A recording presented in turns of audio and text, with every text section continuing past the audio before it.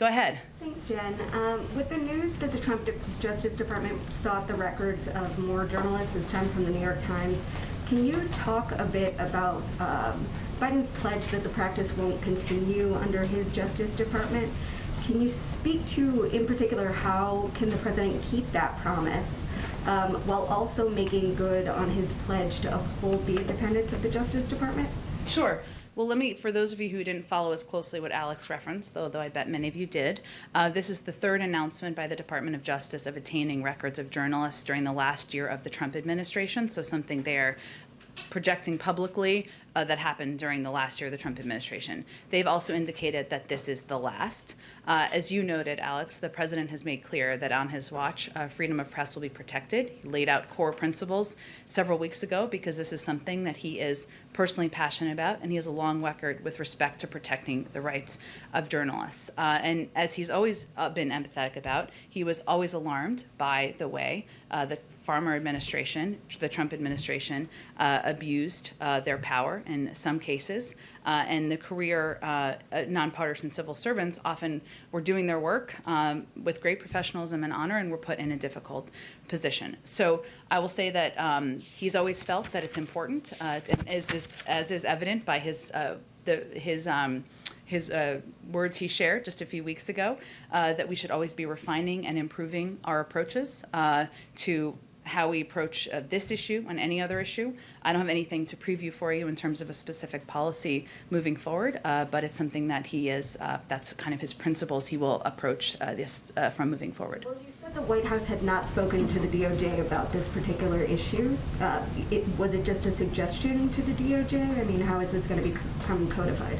Well, obviously the president spoke to it himself publicly, and we're in touch at the appropriate layers of the White House and the Department of Justice. And but certainly this is the position of the President of the United States, what principles he wants to abide by as president, and he conveyed that publicly, so it wasn't exactly in secret. Sure. And then on infrastructure, President Biden tried to give Republicans an alternative to funding infrastructure. He suggested a 15% minimum tax rather than a hike in the corporate tax rates. So can you talk a little bit about how this informs his broader vision? Is this a change to his broader vision on infrastructure? And is he basically proposing that no profitable corporation should be able to avoid taxes? Is that the sort of founding principle of that proposal? Well, on the last one, that's absolutely a principle. I will note, and I know this was a lengthy fact sheet at the time, but the book minimum tax, which is the 15% minimum tax, was actually in the American Jobs Plan as one of the pay-for components. So what happened over the last couple of days, and also in the meeting yesterday, is that the president did a thorough review of all of the tax reforms he's proposed, many of them on the campaign. So he talked about this on the campaign. It was in the American Jobs Plan as a pay-for, and also is reflected in our budget that we just put out last Friday. And he looked to see what could be a path forward with his Republican colleagues on this specific negotiation. Now, I think it's important to step back and remember that what the proposal is about, the American Jobs Plan, is a historic investment in infrastructure, modernizing our nation's infrastructure, becoming more competitive around the world. He's proposed ways to pay for it, right? Others have not exactly done the same in many capacities. So this is a way for him to identify pieces that he's long been proponent of as ways where he feels it would not violate. This should be completely acceptable to a number of Republicans who have said that they want to leave, their bottom line is they want to leave the 2017 tax law untouched. So I wouldn't say it's a new approach by the president. This is in our budget. It was on the campaign. It was in the American Jobs Plan proposal. He also talked, of course, about the benefit of tax enforcement and how that could be a revenue raiser. But what really should stand out at this point to people is that opposing this proposal would mean not only opposing raising taxes on the wealthiest Americans who've done extraordinarily well during the pandemic, it would mean opposing the very enforcement of the 2017 tax law. It would mean maybe having the view that that nobody should pay, that these 50 corporations who didn't pay taxes shouldn't pay any taxes at all. And that certainly is not the view the president has. And one more quick one. Can you clarify the president's position on the filibuster? In what way? I've talked about it quite extensively yesterday. I'm happy to repeat it, and often, but the president's view is that He believes that there should be a path forward for Democrats and Republicans to work together to get the job done on behalf of the American public, whether that is voting rights and ensuring that more people have access to voting rights, or whether that is moving forward on other priority items for him. He has talked in the past about a move back to the talking filibuster. It shouldn't be so easy to invoke the filibuster. That is his view, but it hasn't changed beyond that. Go ahead. Jen, following up on infrastructure quickly, the President and Senator Capito had said they aim to reconnect tomorrow. Is that going to be another face-to-face meeting here at the White House, or is that going to be happening virtually?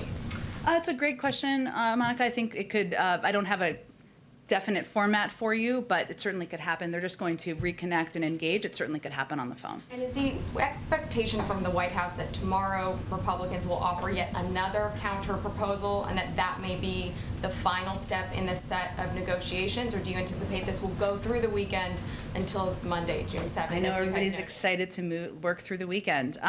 Look, I'm not going to prejudge what Senator Capito will come to the table with tomorrow. We'll leave that to her to speak to, and other Republicans who have been a part of these good faith discussions and negotiations. I will note that this has been a good discussion and good ongoing discussion where we're working to find areas of agreement. We also feel there are a number of paths forward. Next week, the House is going to be marking up the American Jobs Plan.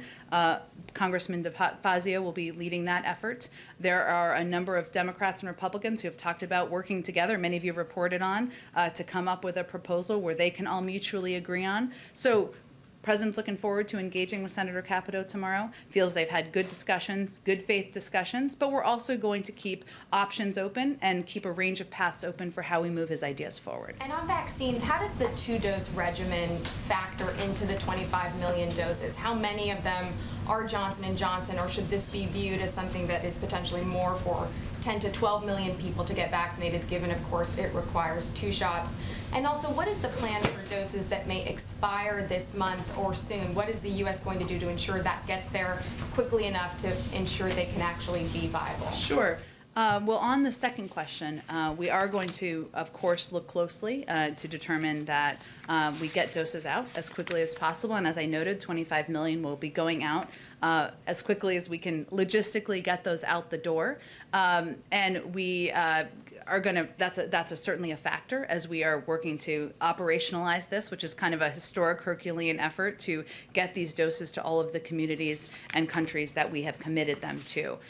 In terms of Johnson & Johnson, of the doses that will be going out, they will be all approved doses by the FDA, of which Johnson & Johnson is one of them. I don't have an exact breakdown between the 3, but you're absolutely correct that obviously if it's Johnson & Johnson, it would be 1 dose. If it's the other 2 approved, Moderna and Pfizer doses, it would require 2 doses. Go ahead, Steve. Do you feel like you're close to a deal on infrastructure, that you've significantly narrowed the gap? I would say over time, we feel that all parties, of course, we have been, and we certainly feel that Senator Capito and the other Republicans who have been a part of that have been operating in good faith. Now, a negotiation, as you know, Steve, from covering a lot of these, is exactly that. It's seeing how much each side can come closer to the other. And the President has some priorities, including ensuring that we're investing in infrastructure of the future, and there are areas that are personally important to him, making sure we're rebuilding veterans hospitals, making sure we're making electric vehicles a reality, charging stations, buses, et cetera. Some of these proposals have been in our counter proposal and the original proposal. And certainly part of negotiating is coming up in numbers. And has he abandoned the plan to raise the corporate tax rate to 28%? Absolutely not. Absolutely not. What the President believes is, one, that corporations can afford to pay a little bit more. And that's a way that we can pay for a range of the bold proposals that he has put forward. But he also took a look at these proposals and all of the tax proposals that he has put forward over time to find a way where there should be pay-fors that, based on their bottom lines, many of the Republican negotiators should be able to agree to. Lastly, Israel seems to be on the cusp of a new prime minister. What's at stake for the United States here? Does policy change as a result of this leadership change? We will leave, which won't be a surprise to you, Steve, the politics and the determination about political formation in Israel up to the parties there. Israel will remain an important strategic partner, one where we have an abiding security relationship, and that will continue. Go ahead. I'll come back to you guys. I'm sorry. Go ahead. So just to clarify, is the president's position that he would be willing to do away with this increase in the corporate tax rate if Republicans agreed to a minimum 15% corporate tax rate? Well, let's take a step back. The minimum, the book minimum, was in the president's American Jobs Plan proposal as a proposed pay for. It was also in our budget. So this is not a new idea. This is a component of what he's proposed for a pay for that he's lifting up as a question as to whether they could agree to that, because it certainly doesn't violate anything about the 2017 taxes. So that's what he's putting forward as an idea that he's asking them where their point of view is. So he's saying it could be one or the other.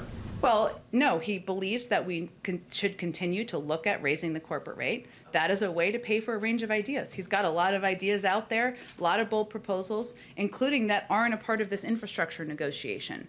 And he continues to believe that corporations can pay more. But the bottom line is that these proposals he's put forward as pay-fors in the American Jobs Plan, including IRS enforcement, which is also in our budget, of course, and this book minimum tax, are ways that, unless you think corporations shouldn't pay any tax at all, and we'll leave that to others to speak to, then there should be a way to find a path to agreement. And how was that proposal received by Senator Capito? I'll leave that to her and others to speak to.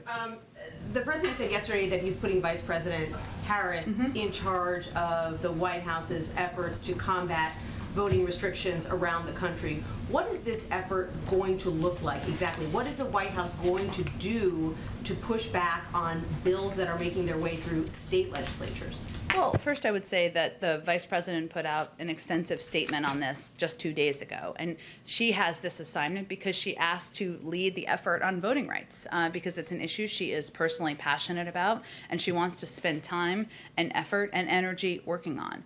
What she's conveyed, what the President certainly supports and agrees on, is that there's a federal component here, continuing to push for legislation to move forward at a federal level. But there's also an important component of working with grassroots organizations, leaders in states, and others to see how we can push back on laws that have been that are moving toward getting approved, that make it harder to vote, and how we can use the power of the vice presidency to activate energy and engagement on these issues. And then finally, the FBI has been investigating Postmaster General Louis DeJoy in connection with his former business. Does President Biden believe that the Postmaster General should step down or be replaced? He'll leave the investigation and the process forward to the Department of Justice. Go ahead. Going back to infrastructure, I understand that the president offered to repurpose $75 billion in unspent COVID money after there was some concern from the White House that doing that would jeopardize aid to rural hospitals in the areas where it was intended in the beginning.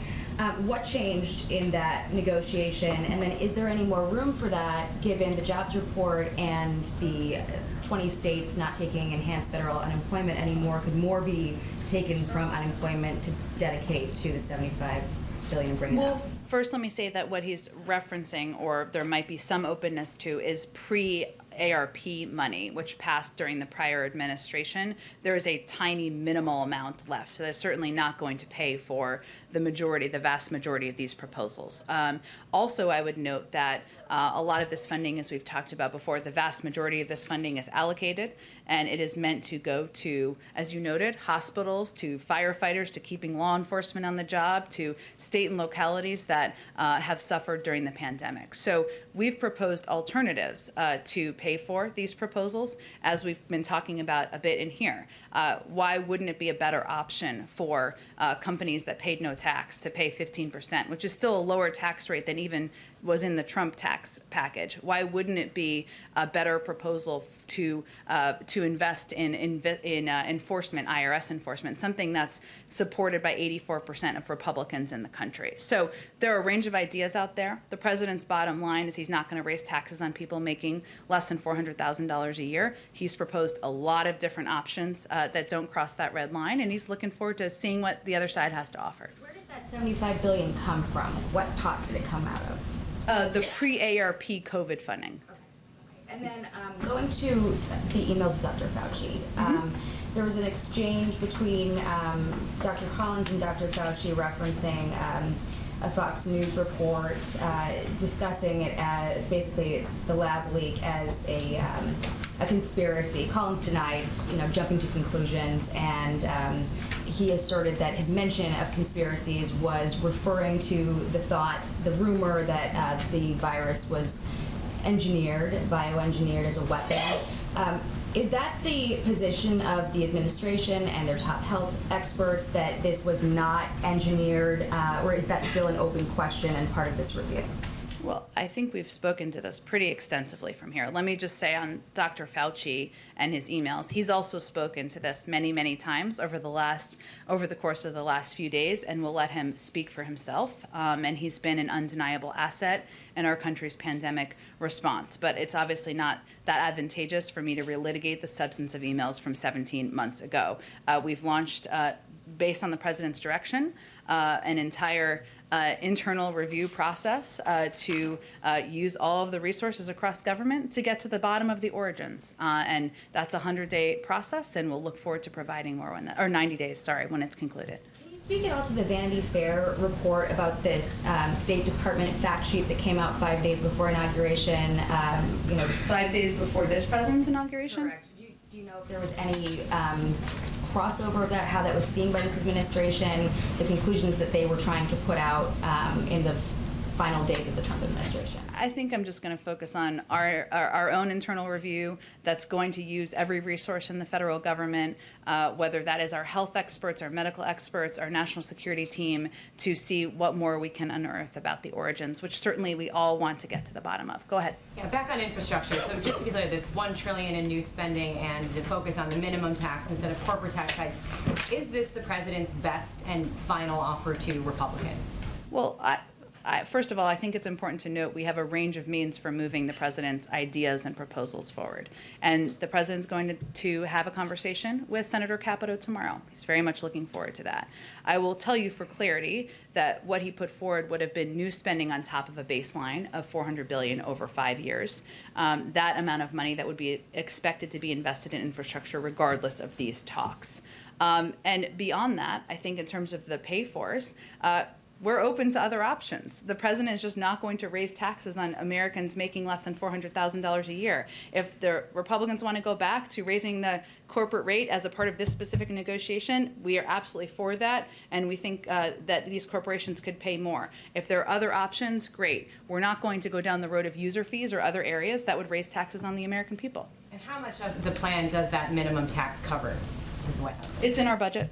You can take a look.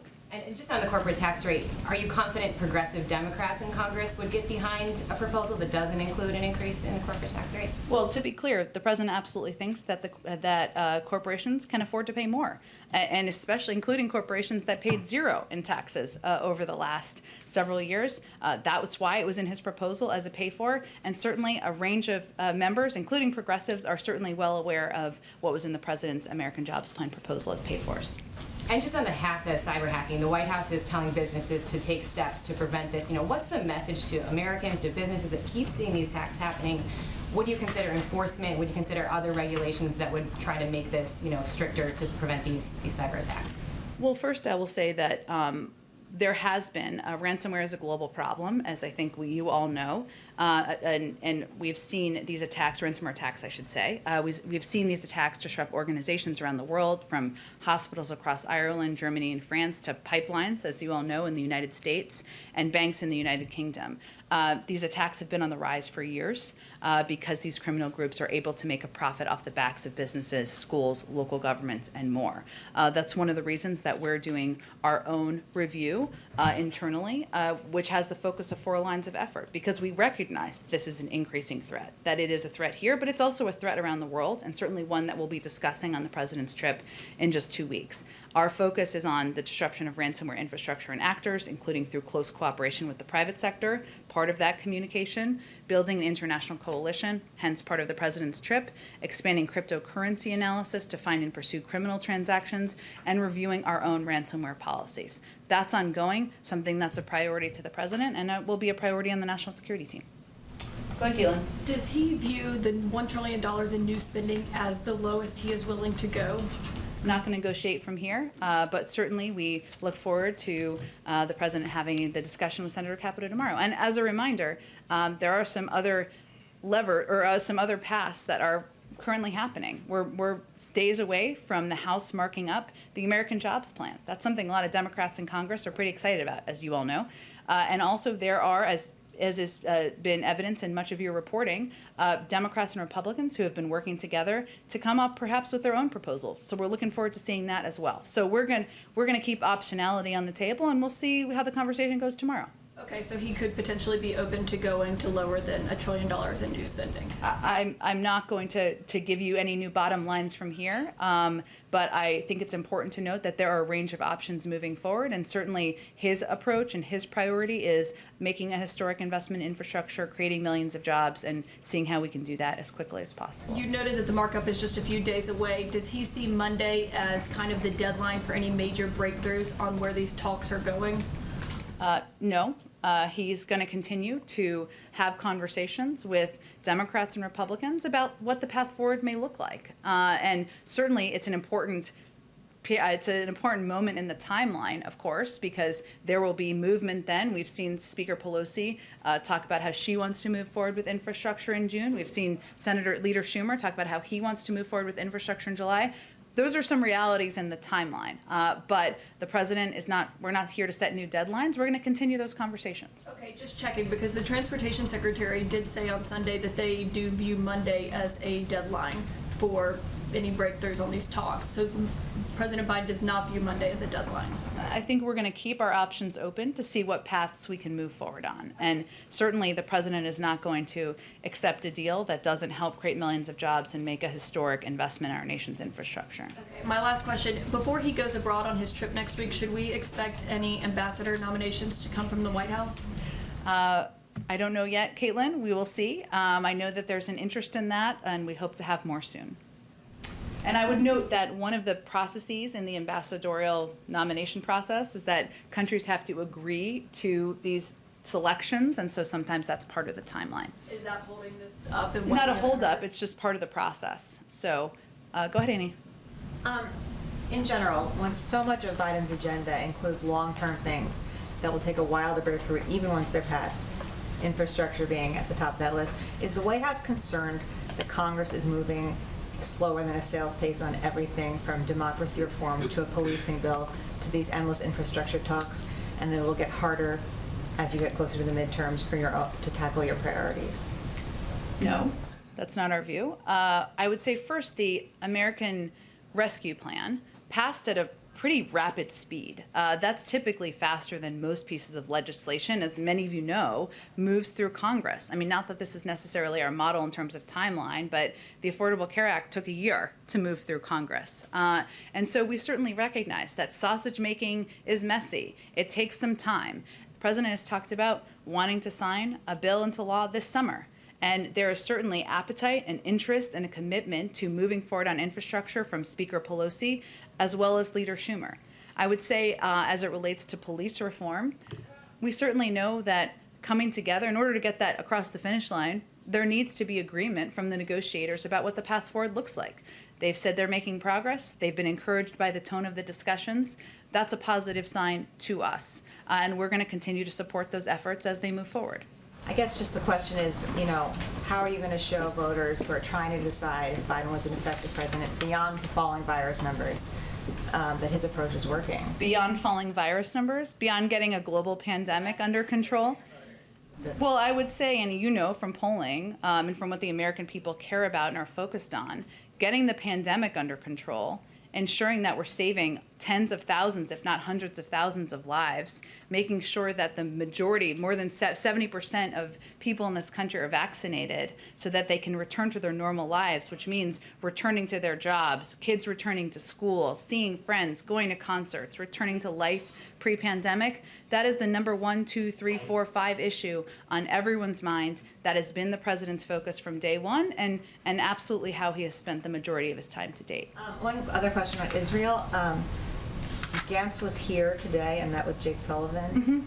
His plan was to ask for $1 billion in emergency military aid. Is the U.S. expected to provide those funds, and if so, does it have any expectation that we would get cooperation from the Israelis on rebuilding Gaza if we did? I haven't. I know we were going to do a readout of that. I don't know if that's come out yet. The readout of the call. Did you mention anything about whether or not those requests would be granted? I'm happy to check and see if there's any update on that. It may be that we have to consider their requests, and I'm not sure we'll have a rapid response, but I will check with our team and see if we have any update. Go ahead, Mark. Thank you, Jen. In terms of the voting, the ballot bills that are being introduced around the country, the president spoke out pretty strongly in Tulsa about them. Yeah. Other than the vice president, as you said, working with grassroots groups, if you don't have the votes to stop these laws in the state legislatures, and you don't have the votes to overturn the filibuster so you could pass H.R. 1 or the John Lewis Act, what can he do? Other than engender a public backlash to them? Well, one, we don't accept that's the case. We're going to continue to press for Congress to move forward with legislation on voting rights. We know it's not always a straight line, and that sometimes it takes time, and there needs to be discussion, negotiation. And in states, it's not just about engaging with community organizations. We're also talking about working with the private sector, working with voting rights groups, strengthening and uplifting efforts on voting rights nationwide. So this is an across-the-board effort that's not just focused federally. It's also focused on states. It's also focused on local and grassroots organizations. And certainly one of the president's lessons from having done this for 50 years or more is that the engagement and the activism of the American people is often the driver of change. And so part of this effort is certainly to engage with that. Even though some of these bills have already been signed into law or about to be. Well, laws sometimes are meant to be changed. Okay. I have a question about the cyber attacks. Is this something that he would talk to Putin about? Is it something he thinks that Russia has some responsibility for, or could do something to stop? Or where does Putin fit in to these ransomware attacks? Yes, we expect it to be a topic of discussion at the summit that is happening in just less than 2 weeks. And the president's message will be that responsible states do not harbor ransomware criminals, and responsible countries must take decisive action against these ransomware networks. So that will be a part of the discussion when he sees him in less than 2 weeks. And I just have one more quick one, just to put infrastructure to bed. Yeah. I don't know if it's to bed. Others have additional questions. It's like brushing its teeth or something. I don't know. He's saying that for infrastructure, it's not. He has so many pay-fors. It's not necessary to raise the corporate tax or just enforcement, and the book minimum would take care of infrastructure. Does he believe that raising the corporate tax and raising the tax on people who make more than $400,000 is still necessary to fund his other proposals, like the American Families Plan? Does he believe that maybe this is not necessary at all? I'm not talking about whether you're for it or not. I'm asking you if he still feels that those hikes are necessary for his agenda. He wouldn't have proposed them and put them in his budget if he didn't think so. I mean, I think there's a math not challenge. There's a math problem here somewhere, in that the president's come down in his proposal and as we're negotiating with Republicans on an infrastructure package, as you noted, Mara, there's a range of other ideas that he has put forward that he wants to get passed into law: child tax credit, universal pre-K, etc. He's also proposed ways to pay for it. So these are components that would help pay for his proposals in this negotiation. But certainly raising the corporate rate is something going back to what the rate was in the early days of the George W. Bush administration is certainly something that he sees as a viable pay for many of his bold ideas. Viable pay for or necessary to pay Well, for? I think it's important to take a step back and remember this is not about these proposals were not standalone corporate tax increases. These proposals were an American jobs plan to make historic investment in our nation's infrastructure. They were to level the playing field and make universal pre-K eligible, kids across the country eligible. So he's proposed a range of ways to pay for it. Those pay-fors can be moved around, and certainly raising the corporate rate is an area he feels is a viable, good, positive, essential option. Go ahead. Jen, in light of the recent ransomware attack, what is the White House guidance to private companies, the private sector, about paying ransom? Our guidance continues to be from the FBI that companies should not pay ransom because it incentivizes these attacks on other companies. Okay, and then separately on the On a fourth stimulus check idea that is supported by dozens of Democrats in Congress, I know a month ago you said, stimulus checks aren't free and it's really up to Congress to decide whether to move forward on that. I'm wondering, at this point, does the president support that idea, or does he believe that his American Jobs and Families Plan provide enough economic assistance that a fourth stimulus wouldn't be necessary? Well, I think as I said at the time, I should say, when you asked us before, the president is certainly open to a range of ideas. There are some who are proposing an elimination of the SALT deduction. I think I said it the right way. And there are some who are proposing making the child tax credit permanent. There are some who are proposing additional stimulus. He's happy to hear from a range of ideas on what would be most effective and what's most important to the economy moving forward. But he's also proposed what he thinks is going to be most effective for the short term, for putting people back to work, to getting through this pivotal period of time, and also to making us more competitive over the long term. And just to clarify, the president does support an extension of the family child tax credit that's going to start taking effect next month, correct? It's in his American Families Plan, he's proposed an extension of the child tax credit. Okay. Yep. Go ahead. Thank you. Does the choreography of the Europe trip, having these sit-downs with allies on NATO before Putin, is this meant to effectively project President Biden as a messenger of the West, not just the US, when he sits down with the Russian leader? Well, I would first say that his commitment to attend the G7 and NATO predated the scheduling of the summit, just factually, as you all know. But I would certainly say thematically that what you'll see from the president and him talk about on this trip is his advocacy for democracy over autocracy, domestically here in the United States, but certainly around the world. And he's always felt that we are stronger when we are working with our partners and our allies. Many of them are in the G7 and in NATO, and certainly discussing issues as it relates to cyber threats, the threat of climate change, or problematic behavior from some where we have disagreements, including Russia, including China, would certainly be a part of those engagements. Would it be fair to say that that theme, if you're talking about the democracy over autocracy, is that maybe his guiding theme through that whole week? Stay tuned. Okay, go ahead, Eugene. The president hasn't nominated someone for the top antitrust role at the DOJ yet. Mm-hmm. It's the longest since before H.W. Bush. I'm just wondering if there's a holdup there, and if so, what is it? I'm not aware of any particular holdup, and certainly he wants to select and nominate the right people for each of these important positions.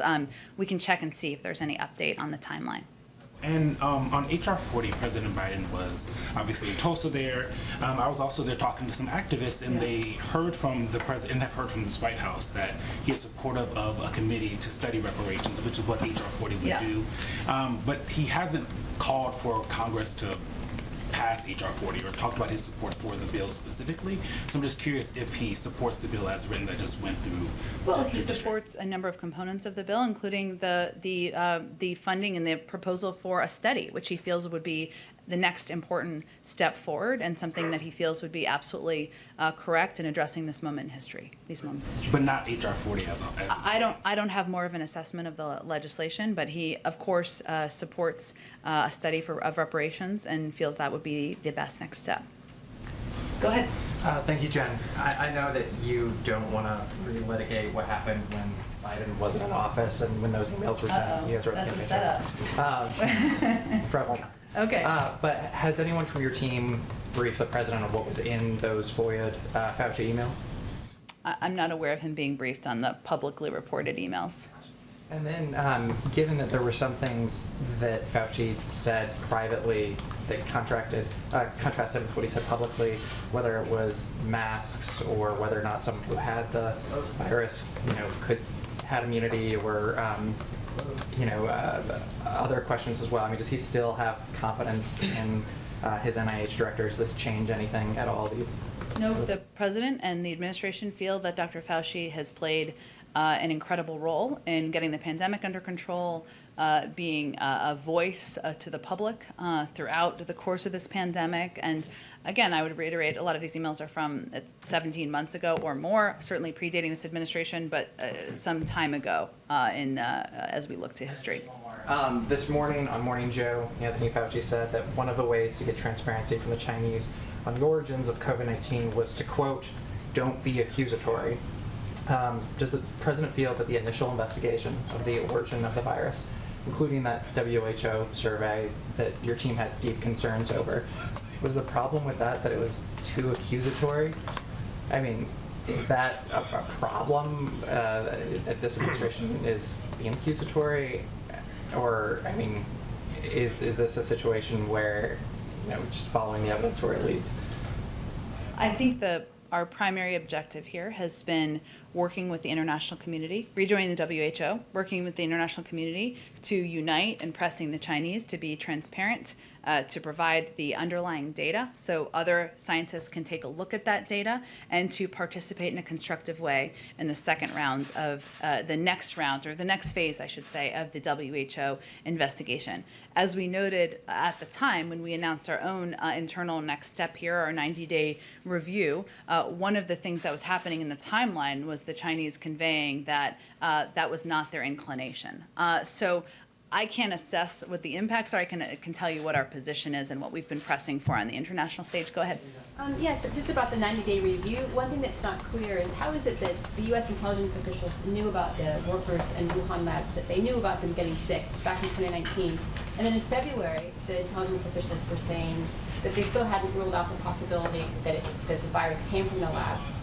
But the inquiry didn't happen until late May of this month. And I'm wondering what took the U.S. so long before it launched this. That's not actually an accurate depiction of the timeline. The president actually asked his intelligence community to look into, to do an internal assessment, which then was presented to him, an internal meeting, back in March.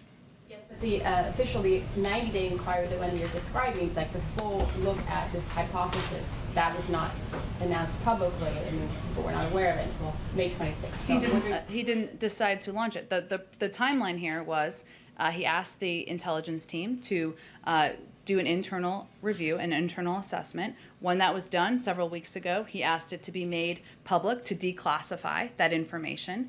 That goes through a process, sometimes takes a couple of weeks to do.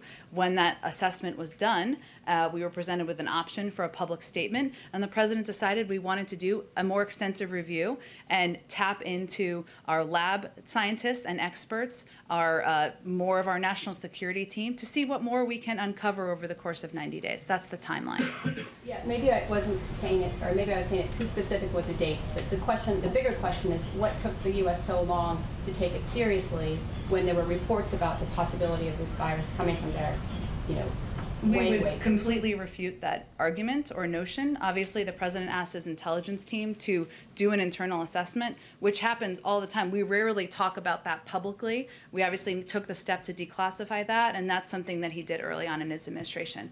Go ahead. Go ahead. Oh, great. Okay. Sorry, Nancy. I didn't mean to skip you. Go ahead. Vaccination rates are slowing down, and with the National Month of Action, if you do not get to that 70% goal, what is your plan B, and is there concern that you have to throw in some more incentives in there? Well, first, we're not going to prejudge our outcome here on July 4th. That's why we launched the Month of Action, and one of the reasons why we are working with every entity that can play a constructive role here. Free beer, that seems to be very appealing to the public, it seems, by headlines. Krispy Kreme donuts, getting into raffles for flights, and a range of incentives that states are implementing. Many of them did not come from us, obviously, because we recognize that at this stage, and we always knew that the rate of vaccination would slow down, because we were at a period of time, we went through a period of time where there wasn't enough supply for the demand, and then we got to a period of time where we had more supply than the demand, and that's why we launched a $3 billion effort to do local engagement, working with community leaders, clergy, other trusted voices, doctors, pediatricians. But now we're at a 1 month, it reminds me a little bit of political campaigns where you are knocking on doors, you're making phone calls, you're incentivizing, all legal, of course, ways to get people to the polls. This is how can we get more shots in arms, and we've welcomed the engagement from a range of entities in the private sector to do exactly that. I will also say, as of yesterday, about a dozen states had met their 70% or higher. And ultimately, this is going to be up to individuals to get shots in their arms. We can take every creative step we possibly can take. We also understand we don't have 100% control here, but we're going to do everything we can from the federal government to reach that goal. Create this initiative with shots in the shops. within barbershops across the country. How are you going to work with other, I guess, communities, especially in the South, where there is a concern that those vaccination rates are going down?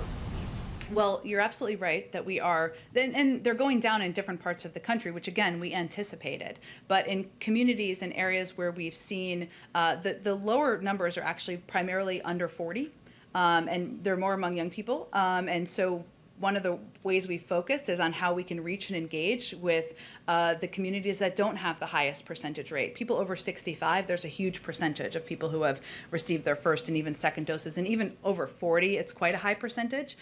So again, what we've learned from our data is that local engagement, working with trusted voices, maybe it's the primary care physician that somebody's been seeing for 20 years.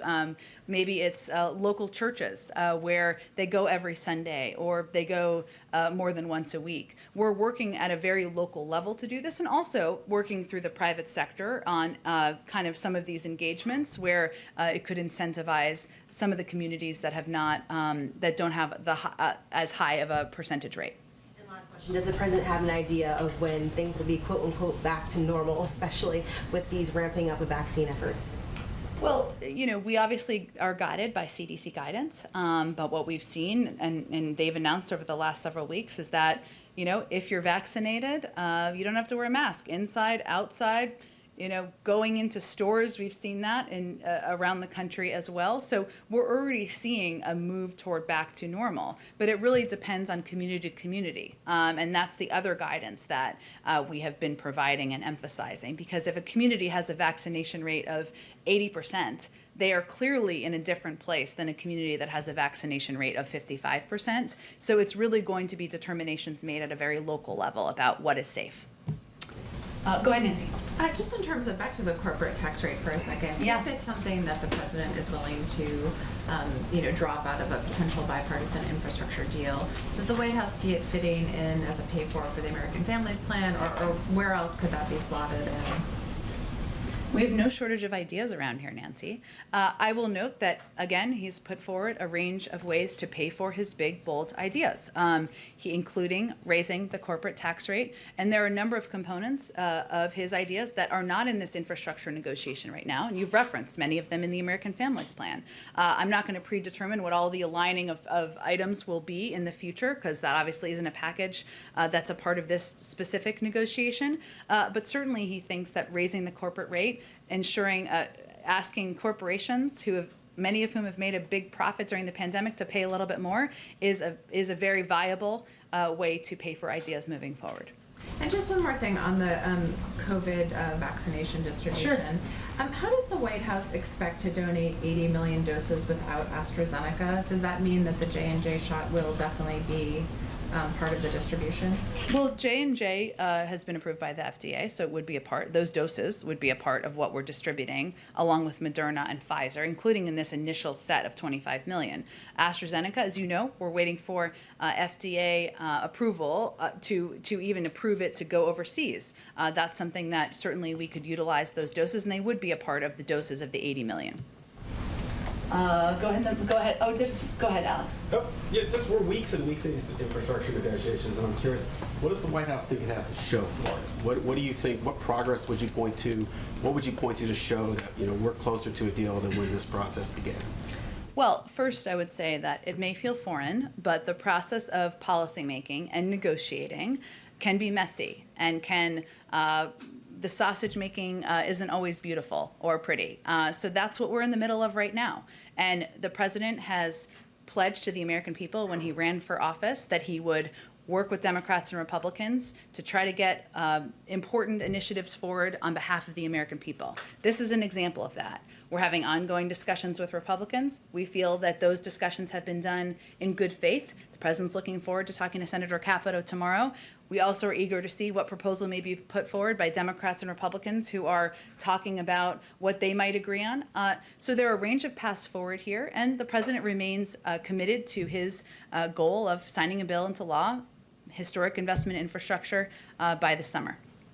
And just one more. Yeah. The Remain in Mexico policies ended. Is it still your message to immigrants coming from Central America not to come, that the border is still closed? correct. Our message is still this is a dangerous time to come. We've been clear in our assessment that the MPP program, more commonly known as Remain in Mexico, was quite problematic. It led to dangerous and inhumane conditions along Mexico's northern border, in part because of the camps and the conditions at the camps. That's something the president talked about, or we've talked about for some time. And Secretary Mayorkas and DHS determined that the program does not adequately or sustainably enhance border management either. So our message continues to be, this is not the time to come. We want to have an effective immigration system in place, including asylum processing at our border, and that has not changed, but ending the Remain in Mexico program is something we've long talked about our commitment to. Brittany, go ahead. Thanks, Jen. The president has tasked Vice President Harris with two contentious, if not at least very difficult to wrap your head around, time-consuming issues in American politics, immigration in the Northern Triangle and race through voting rights, if not just the National Space Council stuff that hasn't kicked off yet, broadband, dealing with labor unions. Should we expect any other major additions to Vice President Harris's portfolio in the coming months, let me say, by the end of the year? Well, first, the president's confident that the vice president is absolutely up to the task. He sees her as a partner and someone who he is playing the role of a modern-day vice president, which is taking on challenging tasks, tasks that won't be easy, and that's certainly something he felt he did as vice president, and he is confident that Vice President Harris will do exactly the same thing. And as you know, she's traveling to the Northern Triangle next week. She's just taken on this initiative per her request on voting rights. She's going to be active on that in the weeks ahead. So I can't predict what's going to come our way or what initiatives she'll need to take on over the months ahead, but certainly these are two big tasks that he's confident in her ability to lead. I know you said earlier that Harris had asked to take on this issue of voting rights. Is that how her portfolio's been determined? Has she been the one advocating for herself for these other assignments, or has it been typically a discussion? They have regular lunches and they discuss areas where they know there needs to be one of them at the helm, and certainly this is an area where she expressed a direct interest in. I'm going to have to just wrap it up shortly, but go ahead. A little update on the White House cat, because that's something that's still happening here. Our readers are asking us a lot, so I feel I bet. I've been joking, although maybe it might be true, that we're waiting for Bad News Day for that to come out. If you see a tail wagging coming out of the briefing room, you'll know something bad's about to happen. I don't have any update on the cat. I know there's a lot of interest. Go ahead. What's the symbolic importance of the President's meeting with the Queen at Windsor Castle in the UK? And also, when he sits down with Boris Johnson, there's obviously a long history of meetings between American presidents and British prime ministers, but will this one be different because the UK is no longer part of the European Union? Well, we continue to have a special relationship with the United Kingdom, and I'm certain we'll have more to preview early next week about what the trip looks like, but there's a range of issues of mutual interest. We've talked about some of them in this briefing, from the future of economic growth in the world to addressing the COVID pandemic to security issues around the world. So they have a range of topics they can clearly discuss, and certainly it should be seen as significant that it's the president's first stop on a foreign trip. This is his first meeting with the Queen. Is that something he's always looked forward to? Does he have any kind of relationship with her, or was it the first time? Who among us wouldn't want to meet the Queen? I don't have anything more personal to read out.